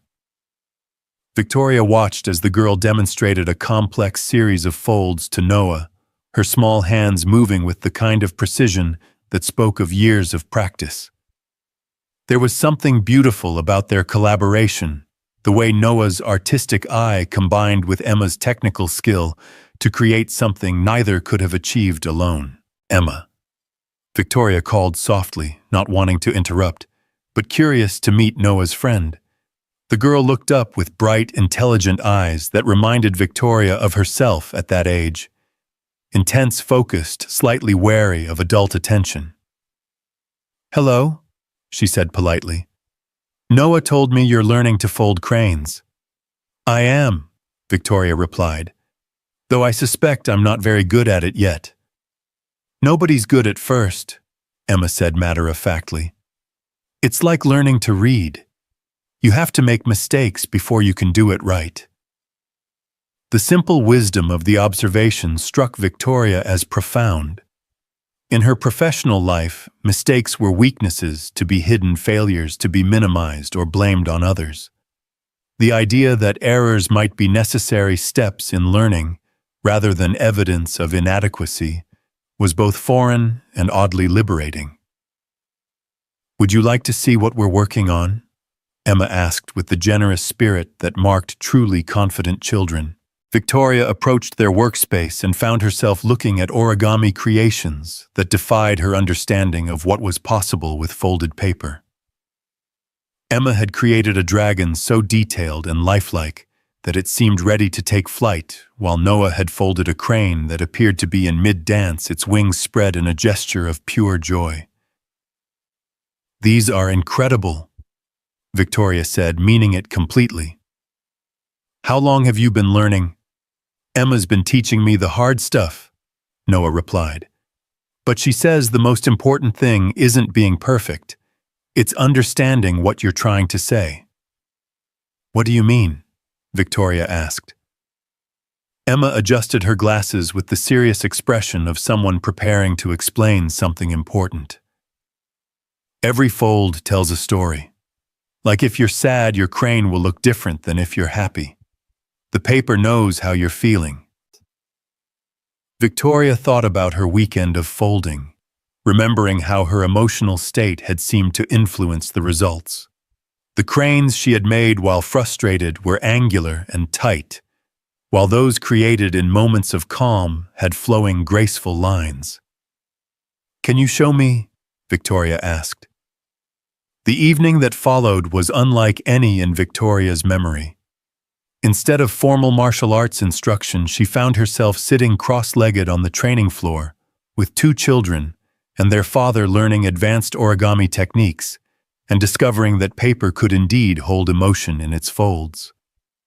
Emma proved to be a patient teacher, breaking down complex forms into manageable steps and offering encouragement when Victoria's businessman's fingers struggled with the delicate work.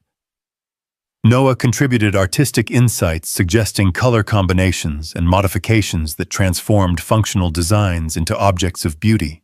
But it was Michael's presence that anchored the experience, his quiet attention to his son and his friend, creating a sense of safety that allowed everyone to experiment without fear of judgment. He folded his own creations, simple but elegant birds that spoke of steady hands and patient practice, while keeping one eye on the children and another on Victoria's growing collection of imperfect masterpieces. "Tell me about your crane," Emma said to Victoria as she completed a particularly challenging design. "What story is it telling?" Victoria studied the blue and silver bird in her hands, noting the way the wings seemed to reach toward something just out of view. "I think it's about wanting to fly, but being afraid to leave the ground." Noah nodded seriously. "That's a good story. Scared cranes are important too." The acceptance in his voice brought unexpected tears to Victoria's eyes. In her world, fear was something to be conquered or hidden, not acknowledged as a valid part of the human experience. But these children seemed to understand that emotions weren't enemies to be defeated, but messengers to be heard. As the evening progressed, their origami session evolved into something deeper. Emma shared stories about her mother's long work hours and her own dreams of becoming an artist. Noah talked about missing his mother, but finding joy in the memories she had left behind. Michael spoke quietly about the importance of creating beauty in response to pain, of finding light in dark places. Victoria found herself opening up in ways that felt both terrifying and necessary. She talked about the loneliness of success, about the weight of constant performance, about the fear that beneath all her achievements lay nothing but emptiness. "Maybe that's why you like folding cranes," Emma suggested with the directness that only children could manage. "Because they're beautiful, but also sad, and sometimes being both things at once is the most honest way to be. The observation hit Victoria like a physical blow, not because it was harsh, but because it was true. She had spent so many years trying to be one thing, strong, successful, invulnerable, that she had forgotten it was possible to be multiple things simultaneously. "I think you're very wise, Emma," Victoria said. "My mom says wisdom is just being willing to see things clearly even when they're complicated." Emma replied, then returned her attention to teaching Noah a new folding technique. As the official class time arrived, and adult students began filtering in, Victoria found herself reluctant to end their impromptu origami session. But the demands of teaching called, and she moved to prepare for the formal training. Tonight's class proceeded with unusual energy. Perhaps influenced by the creativity that had filled the early evening, Victoria found herself encouraging experimentation rather than demanding perfect replication. She invited students to explore applications, rather than simply memorizing forms, to find their own paths through techniques, rather than following predetermined patterns. "Sensei," asked David Kim during a break between exercises, "you seem different lately. More flexible." Victoria considered the observation. "I've been learning some things about the relationship between structure and creativity, about the importance of understanding principles rather than just memorizing patterns." "From the books you mentioned last month?" asked Sarah Chen. "From some unexpected teachers," Victoria replied, glancing toward the observation area where Noah and Emma had returned to their collaborative art-making. As the class concluded and students began to leave, Victoria noticed that Michael was taking longer than usual with his end-of-evening duties. When the last student had gone, she found him in the equipment storage area sitting on the floor, with his back against the wall and his head in his hands. "Michael," Victoria approached cautiously, recognizing the posture of someone carrying more weight than they could bear. "Are you all right?" He looked up with eyes that held a depth of sadness she had glimpsed before, but never seen so clearly. "Just tired," he said, but his voice carried the kind of exhaustion that sleep couldn't cure. "Is it Noah? Is he okay?" "Noah's fine," Michael replied quickly. "Better than fine, actually. Tonight was good for him. It's just—" He trailed off, leaving the sentence hanging between them, like an unfinished origami fold. Victoria found herself settling onto the floor beside him, abandoning the formal distance she usually maintained with employees. "It's just what—" she asked gently. Michael was quiet for a long moment, staring at his hands, as if they held answers to questions he didn't know how to ask. "Do you ever feel like you're failing at the most important job you'll ever have?" The question caught Victoria off guard, both because of its vulnerability and because of how closely it echoed her own recent self-doubts. "You mean parenting?" Sarah was the artist. Michael said, his voice barely above a whisper. She was the one who knew how to nurture creativity, how to help Noah see beauty in everything. I fix things that are broken and clean up messes. I don't know how to be enough for him."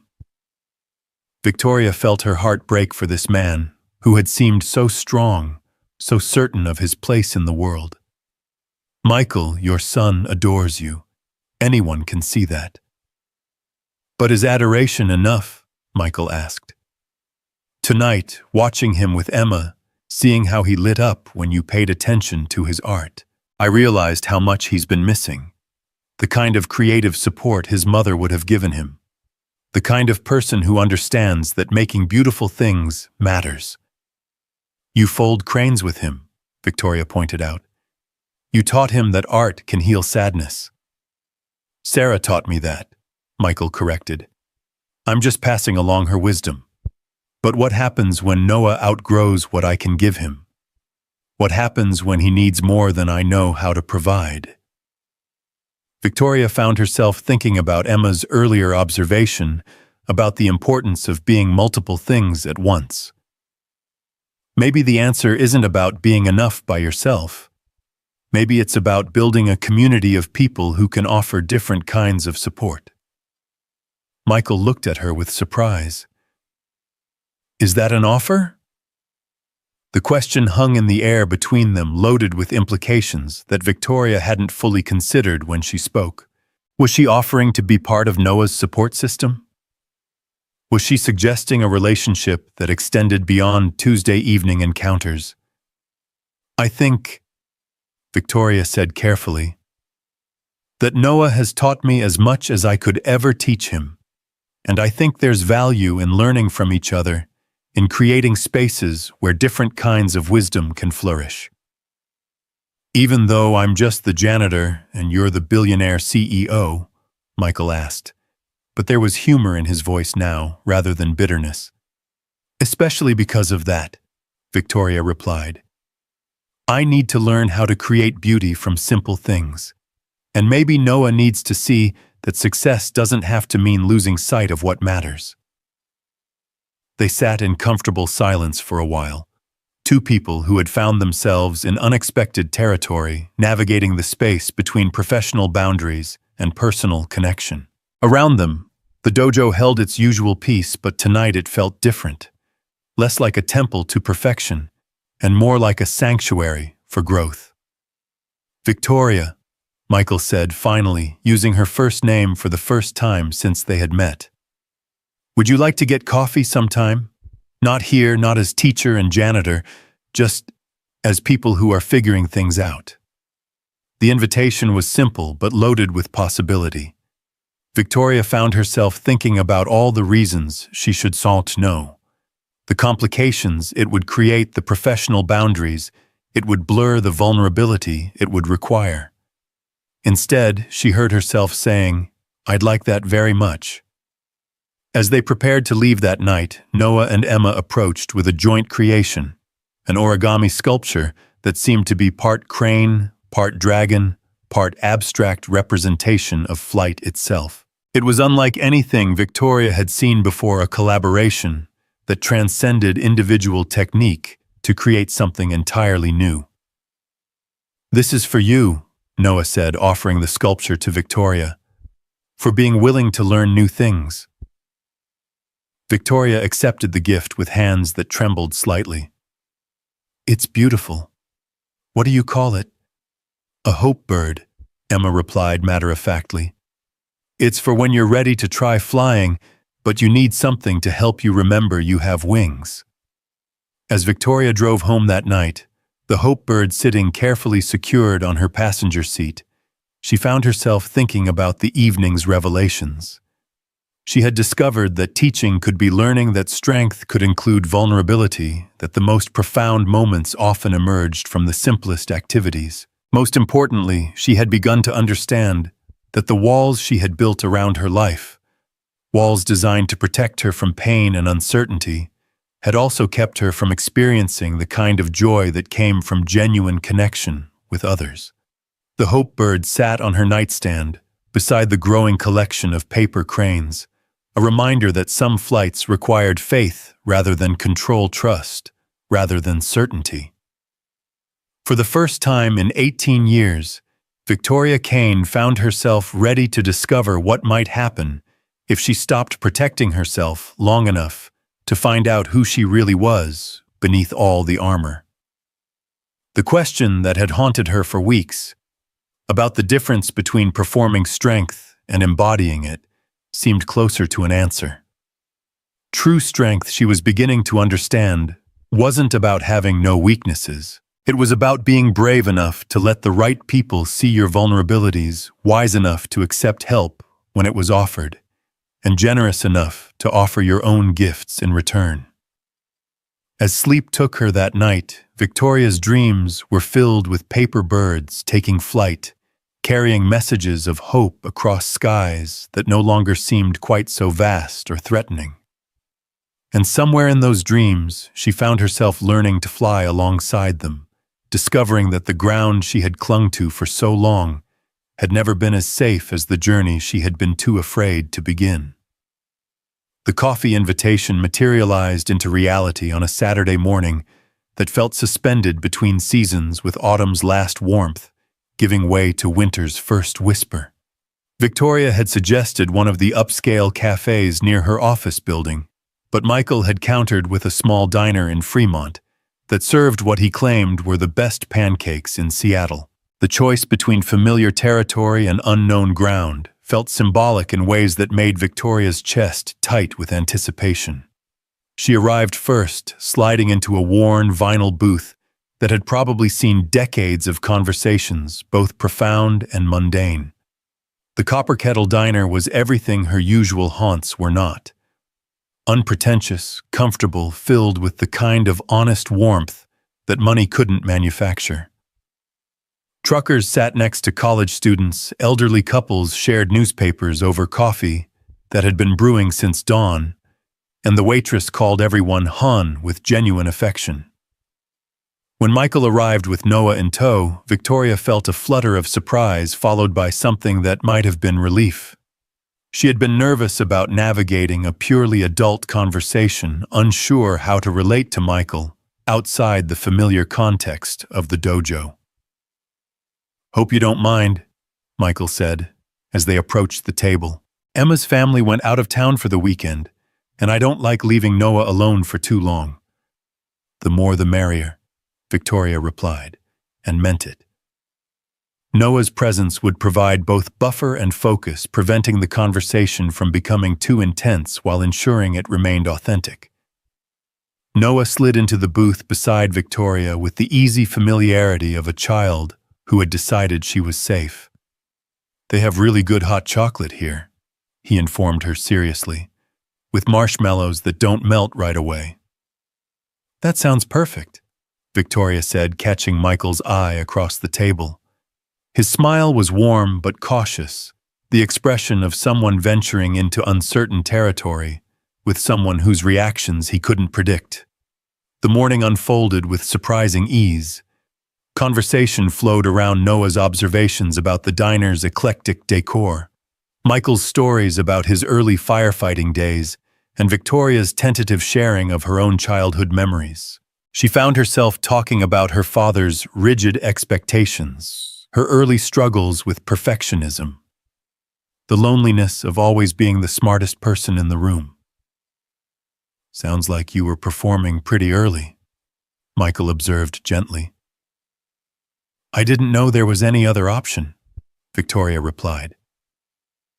"Success was the only acceptable outcome in my family. Everything else was a failure." "That's sad," Noah said, with the directness that adults had learned to soften, but children still wielded like truth. "My mom always said the best adventures happen when you don't know how they'll end." Victoria felt the familiar tightness in her throat that came whenever Noah mentioned his mother. "She sounds like she was very wise." "She was," Noah agreed. "Dad says I have her eyes, but his stubbornness." "Guilty as charged," Michael admitted, though I prefer to call it persistence. As they talked, Victoria found herself studying the dynamic between father and son. There was an ease between them that spoke of deep trust, but also a careful gentleness that suggested they had both learned to handle fragile things with extra care. Michael's attention to Noah was complete, but never smothering, guiding, without controlling, protecting, without overprotecting. "Can I ask you something?" Victoria said to Michael during a lull in conversation. "How do you do it? Balance everything, I mean. Work, parenting, your own healing. It seems impossible."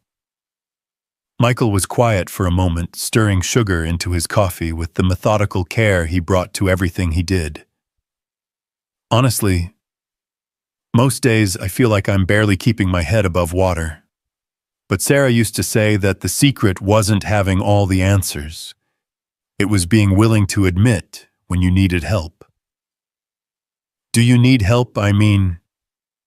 The question hung between them, loaded with implications that Victoria wasn't sure either of them was ready to examine fully. Michael looked at her with those steady brown eyes that seemed to see more than they revealed. "Everyone needs help," he said finally. "The trick is recognizing it when it comes in unexpected packages."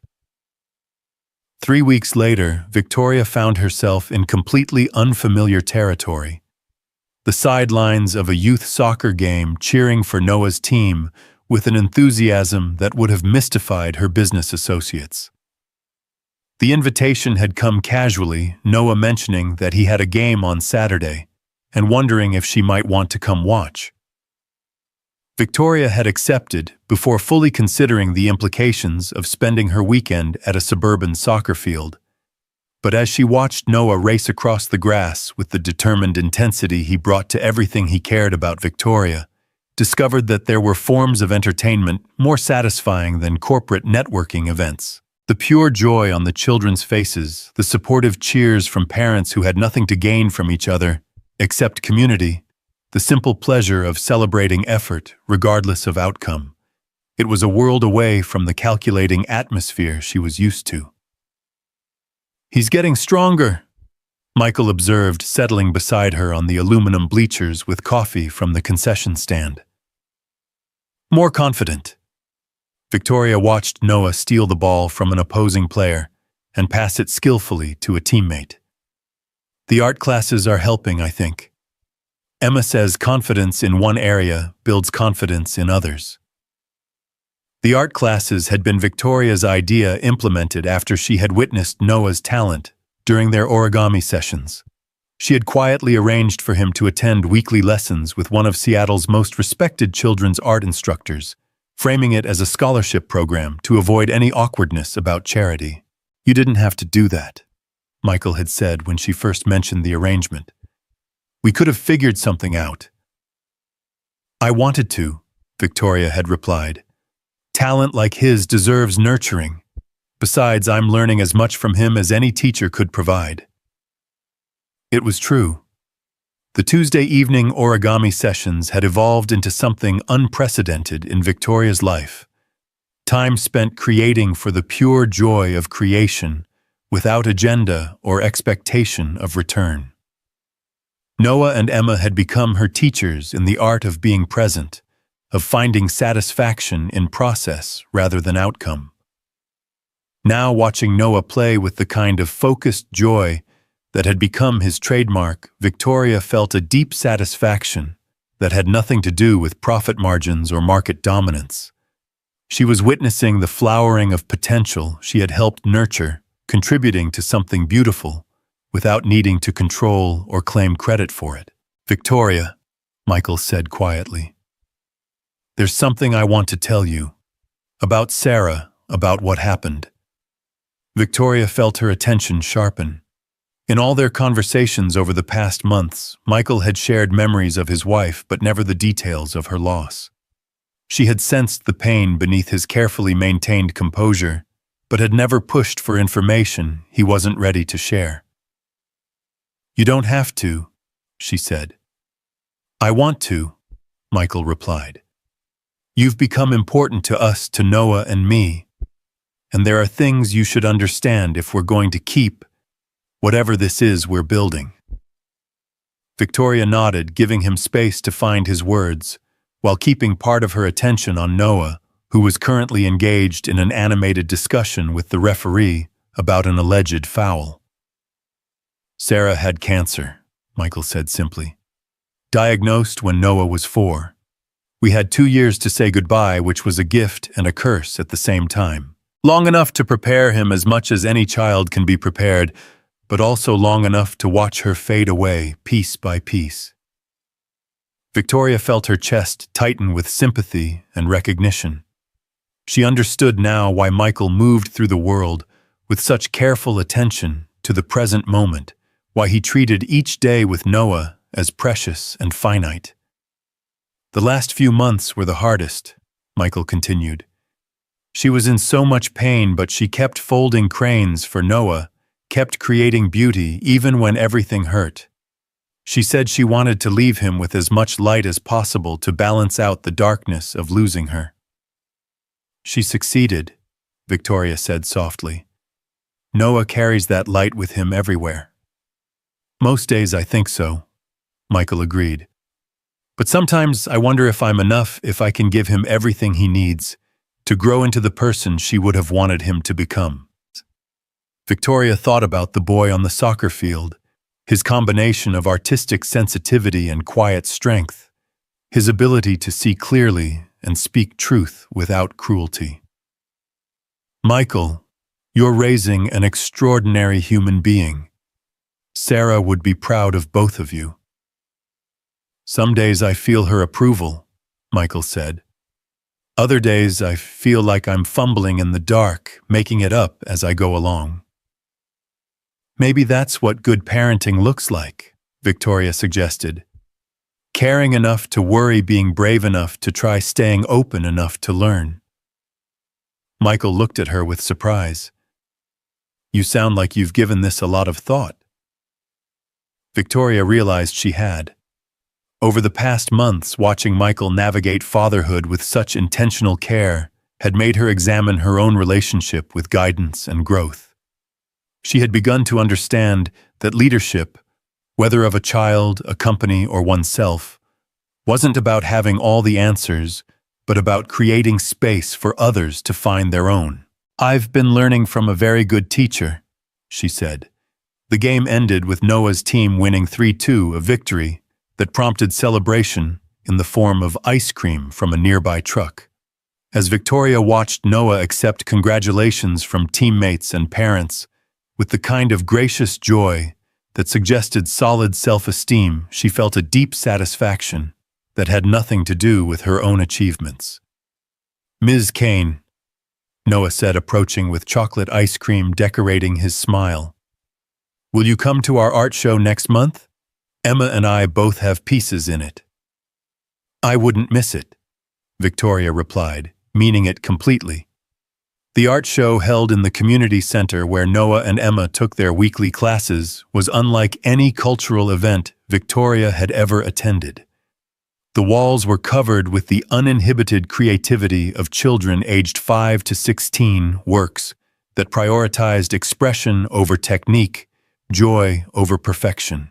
Parents and siblings crowded the small space, voices overlapping in excitement and pride. Victoria found Noah's contribution near the center of the main wall, a mixed media piece that combined painting, collage, and origami elements to create a landscape that seemed to exist halfway between reality and dreams. At the center of the composition, a paper crane soared above rolling hills that were made from torn magazine pages and watercolor washes. It's called Finding Home, Noah explained, appearing at her elbow with Emma close behind. It's about how home isn't just a place, but also the people who understand you. Victoria studied the piece more closely, noting the careful placement of each element, the way the crane seemed to be both departing from and arriving at the landscape below. It's beautiful, Noah, and very wise. Emma helped with the technical stuff, Noah said generously. But the idea came from watching you and Dad learn to be friends. The observation hit Victoria unexpectedly. In the months since their first coffee meeting, her relationship with Michael had evolved into something she struggled to define. It was deeper than friendship, but more complex than romance, built on shared concern for Noah, but extending into areas of mutual support and understanding that neither of them had expected. What do you mean? Victoria asked. You were both lonely before, Emma said with the matter-of-fact wisdom that marked her contributions to any conversation. But in different ways. Now you're lonely together sometimes, which is better than being lonely alone. Victoria felt tears prick her eyes. The children had seen something in the developing relationship between her and Michael that the adults themselves were still trying to understand. They had recognized the careful way two damaged people were learning to trust each other, the gradual building of something that might become a foundation for healing. You're both very observant, Victoria said. Artists have to be, Noah replied seriously. Mom always said that making good art meant seeing what was really there, not just what people wanted you to see. Later that evening, after the art show had ended, and the last proud parents had departed with their young creators, Victoria found herself walking through downtown Seattle with Michael and Noah. They had started at the community center, moved to dinner at a family restaurant that specialized in comfort food, and were now wandering without destination through the city streets. This has been perfect, Victoria said, as they paused at a viewpoint overlooking Elliott Bay. The water stretched dark and peaceful before them, dotted with the lights of ferries and cargo ships pursuing their own quiet purposes. It has, Michael agreed. Noah, what did you think of your first art show? I liked seeing everyone's different ways of making beautiful things, Noah replied. But mostly I liked that you and Victoria were there together. It felt like a family might feel. The words hung in the cool evening air, honest and hopeful and terrifying in their implications. Victoria felt her carefully maintained boundaries wavering the walls she had built around her heart, developing cracks that let in both light and vulnerability. Noah, Michael said gently. Victoria has her own life, her own responsibilities. We can't expect... Actually, Victoria interrupted, surprising herself with the certainty in her voice. I've been thinking about that, about life and responsibilities and what really matters. She turned to face them both, these two people who had somehow become central to her existence without her quite noticing when it happened. I've spent 18 years building a life that looks impressive from the outside, but feels empty on the inside. Perfect achievements, perfect control, perfect isolation. Victoria, Michael started, but she held up a hand. Let me finish, she said. You've both taught me things I never knew I needed to learn. About strength that doesn't require armor, about success that doesn't require defeating others, about love that makes you bigger instead of smaller. Noah was watching her with those serious brown eyes that seemed to contain understanding far beyond his years. Michael's expression was carefully neutral, the look of someone afraid to hope for something he wanted too much. What I'm trying to say, Victoria continued, is that I don't want to go back to the life I had before I met you. I want to build something new, something that includes all of us, if you're willing. Like a family. Noah asked, his voice small but hopeful. Like a family. Victoria confirmed, feeling the words reshape something fundamental in her chest. If your dad thinks that's a good idea. Michael was quiet for a long moment, studying her face as if trying to determine whether her offer was real or just another performance designed to achieve a desired outcome. Are you sure? He asked finally. This isn't a business merger, Victoria. This is messy and complicated, and there are no guarantees. I'm terrified, Victoria admitted. But I'm more terrified of spending the rest of my life wondering what might have happened if I'd been brave enough to try. What about your company, your empire? Victoria looked out over the water, thinking about the towers of steel and glass that housed her various enterprises, the carefully constructed monument to her own ambition. It'll still be there, but maybe it doesn't have to be the only thing that defines me. Are you proposing to my dad? Noah asked, with the directness that had become his trademark. Victoria laughed, a sound that felt lighter than any she had produced in years. I'm proposing that we figure it out together, all of it. The scary parts, and the beautiful parts, and everything in between. Michael stepped closer, close enough that she could see the hope and fear warring in his expression. You know, this changes everything, right? No going back to being the untouchable Victoria Kane once you let us into your life completely. Good, Victoria said simply. I'm tired of being untouchable."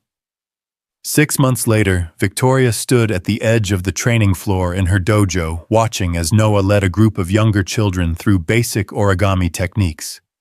The weekly children's art and movement class had been his idea, a combination of gentle martial arts, instruction, and creative expression that drew families from across the city. "Remember," Noah was saying to a 6-year-old struggling with a complex fold, "the paper wants to be a crane. You just have to help it remember how."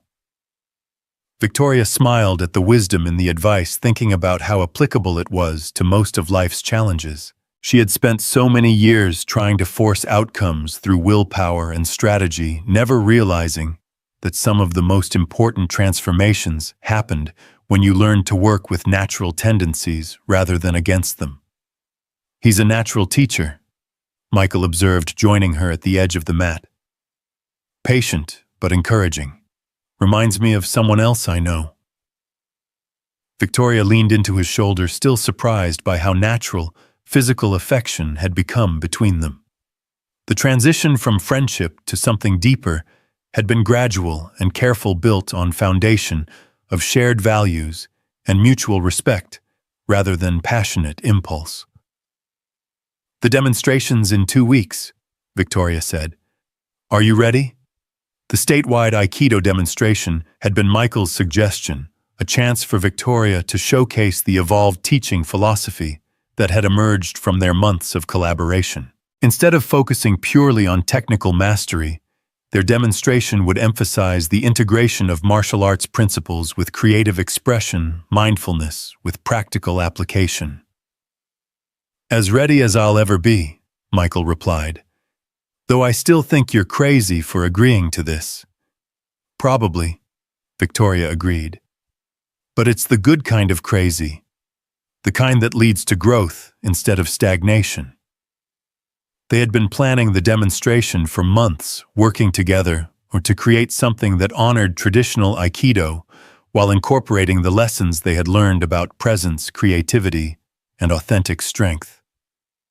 It would be Victoria's most public statement about the changes in her approach to martial arts and, by extension, to life itself.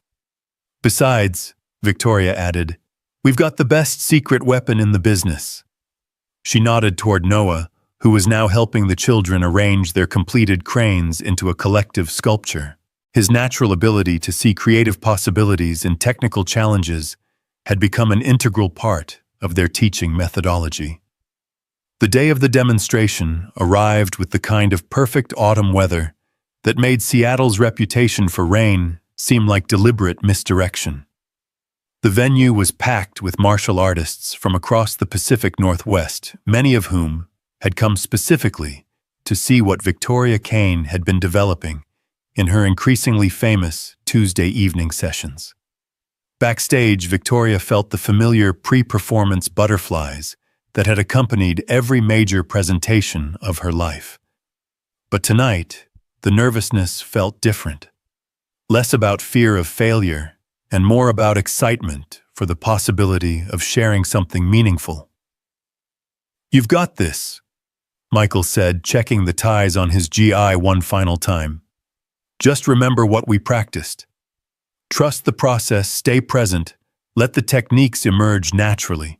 Victoria nodded, thinking about how different this felt from the rigid demonstrations of her past.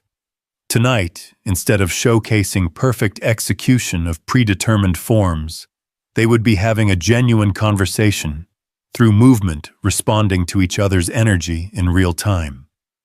Places everyone called the event coordinator. As they walked onto the demonstration floor, Victoria caught sight of Noah in the front row of the audience, sitting between Emma and her mother. He held up a small origami crane, rainbow-colored his latest technical achievement, and mouthed "good luck" with the kind of confident smile that suggested he had no doubt about the outcome. The demonstration began with individual kata, each participant moving through solo forms that showcased their technical foundation. Victoria's performance was crisp and controlled the product of 18 years of dedicated training. But as she moved through the familiar sequences, she found herself thinking, not about perfect execution, but about the stories the movements were telling. Then came the partner work, the real test of everything they had been developing together. Victoria and Michael began with basic techniques, establishing rhythm and connection, before moving into more complex applications. What emerged was something that transcended mere martial arts demonstration. It was a conversation between two people who had learned to trust each other completely, a dance of give and take that showcased strength through cooperation rather than domination. The audience fell silent as they moved through sequences that blended traditional Aikido with innovations born from their months of collaborative exploration. Victoria found herself responding to Michael's energy with an intuition that went beyond conscious thought, while he matched her technical precision with the kind of adaptive creativity that had first caught her attention in their initial encounter. "Beautiful flow," someone whispered from the audience. But Victoria barely heard the comment. She was completely absorbed in the present moment, experiencing the kind of total engagement that she had been searching for her entire life without knowing it. This was what Michael had meant about fighting from experience rather than textbook knowledge. This state of complete presence where technique and intuition merged into something greater than either could achieve alone. As they concluded their formal demonstration, the applause was immediate and sustained. But Victoria's attention was focused on Noah, whose face radiated the kind of pure joy that came from watching people you loved succeed at something important to them. "That was incredible," said one of the attending masters as they left the demonstration floor. "I've never seen such perfect integration of traditional technique with contemporary application." "Thank you," Victoria replied. "Though I should point out that what you saw was the result of collaborative development. This isn't something I could have achieved alone. It was a statement that would have been impossible for the old Victoria Kane to make. An acknowledgement that her greatest achievements had come not from individual excellence, but from learning to work with others in service of something larger than personal glory." Later that evening, as they celebrated at the same diner, where Victoria and Michael had shared their first real conversation, Noah presented them with his latest creation, an origami sculpture that seemed to be part crane, part dragon, part abstract representation of movement itself. "What do you call this one?" Victoria asked, accepting the delicate creation with hands that trembled slightly from the evening's exertion. "A family bird," Noah replied matter-of-factly. "It's for when people who used to be separate learn how to fly together." Victoria felt tears prick her eyes as she studied the sculpture. Like all of Noah's art, it captured something essential about the human experience. In this case, the way that connection could transform individual limitations into collective strength. "It's perfect," she said, meaning it completely. "Just like us," Michael added, reaching across the table to cover her hand with his own. As they sat together in the warm glow of the diner's lights, surrounded by the comfortable chaos of families sharing meals and stories, Victoria marveled at the journey that had brought her to this moment. 6 months ago, she had been a woman who measured her worth in quarterly reports and competitive victories, who had built her identity around the ability to control outcomes through superior strategy and ruthless execution. Now she was part of something messier and more beautiful than anything she had previously imagined possible. She was learning to find strength in vulnerability, success in collaboration, joy in the simple act of creating beauty alongside people she loved. The paper crane from that first evening still sat on her desk at the office, joined now by dozens of others in every color and complexity imaginable. They had become symbols of transformation, reminders that the most profound changes often began with the smallest acts of courage, the willingness to fold something new from the raw material of what had been. "So what's next?" Michael asked as they prepared to leave the diner.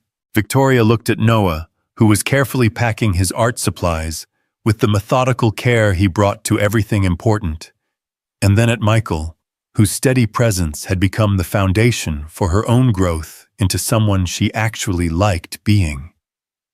"I don't know," she said, and for the first time in her adult life, uncertainty felt like possibility rather than threat. "I guess we'll figure it out together." As they walked out into the Seattle night, Noah between them holding both their hands, Victoria found herself thinking about the difference between control and trust, between performing strength and embodying it. She had spent 18 years trying to write the story of her life in advance, plotting every chapter and predicting every outcome. Now she was learning the joy of improvisation, of allowing the story to emerge through the choices she made moment by moment, in partnership with people who saw her clearly and loved her anyway. It was terrifying and exhilarating, and more real than anything she had ever experienced. The city lights sparkled around them like earthbound stars, and somewhere in the distance a fairy horn sounded its deep note of arrival and departure. Victoria Kane, no longer the Ice Phoenix, but something warmer and more human, walked toward whatever came next, secure in the knowledge that she was no longer walking alone. Behind them, the dojo stood quiet and ready for tomorrow's lessons, its floors swept clean by hands that understood the dignity of honest work, its walls holding the echoes of laughter and learning growth and transformation. And in the observation area, if you looked closely, you might see a small collection of origami cranes perched on the windowsill, messengers of hope and change, reminders that the most beautiful flights often began with the simple courage to unfold.